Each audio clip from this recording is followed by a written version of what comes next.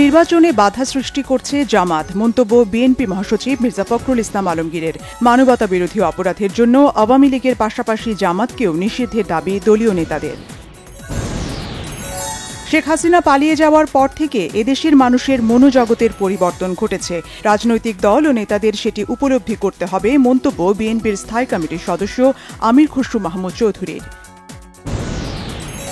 জাতীয় নির্বাচনের আগে গণভোট না হলে এর কোনো মূল্য নেই, মন্তব্য জামাতে ইসলামের আমির ডা. শফিকুর রহমানের। জুলাই সনদ নিয়ে বিএনপি যেভাবে পরিস্থিতি উত্তপ্ত করছে তাতে ফেব্রুয়ারির নির্বাচনের প্রক্রিয়া বাধাগ্রস্ত হতে পারে, শঙ্কা জামাতে ইসলামের নায়েবে আমির ডা. সৈয়দ আবদুল্লাহ মোহাম্মদ আবু তাহেরের।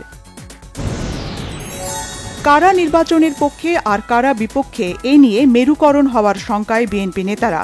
অন্য দলের নেতারা বলছেন, জাতীয় নির্বাচনের আগে গণভোট চাওয়া রাজনৈতিক স্ট্যান্ডবাজি ছাড়া অন্য কিছু নয়।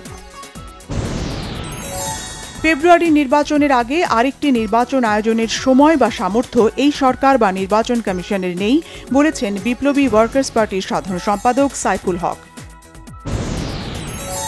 জাতীয় নাগরিক পার্টির মুখ্য সমন্বয়ক নাসির উদ্দিন পাটোয়ারি বলেছেন, জুলাই সনদ বাস্তবায়ন হলে এদেশে ভারতীয় আগ্রাসনের কবর রচিত হবে। জাতীয় নাগরিক পার্টি এনসিপির দক্ষিণাঞ্চলের মুখ্য সংগঠক হাসনাত আবদুল্লাহ বলেছেন, সংস্কার নিয়ে, মার্কা নিয়ে এনসিপি সবসময় একটা অবস্থানে ছিল, এখনও সেই অবস্থানেই আছে।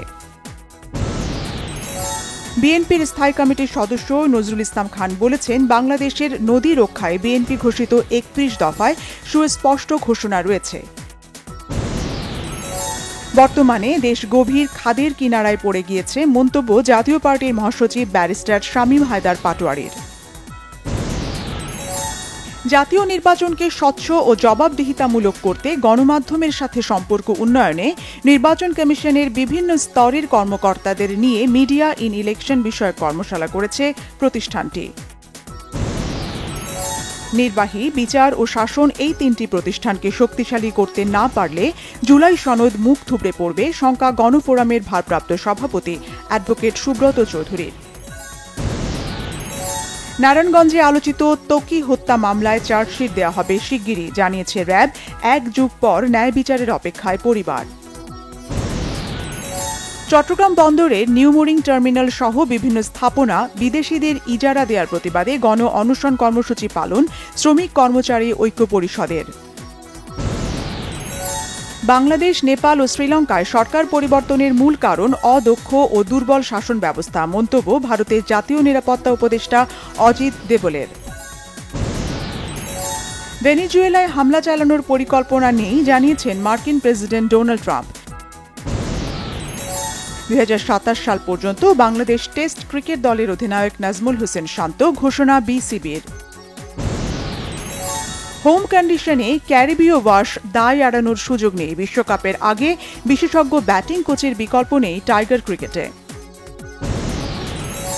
অস্ট্রেলিয়ায় একমাত্র ছেলেকে নিয়ে হ্যালোউইন উৎসবে অংশ নেন চিত্রনায়িকা শাবনূর। শুক্রবার ছবি প্রকাশ করে লিখেছেন, আমি সাধারণ মা নই, একজন দুর্দান্ত মা। তিনি একজন ডাইনিও। হ্যালোউইনের শুভেচ্ছা বাচ্চারা, এটা শুধুমাত্র মজা করার জন্য।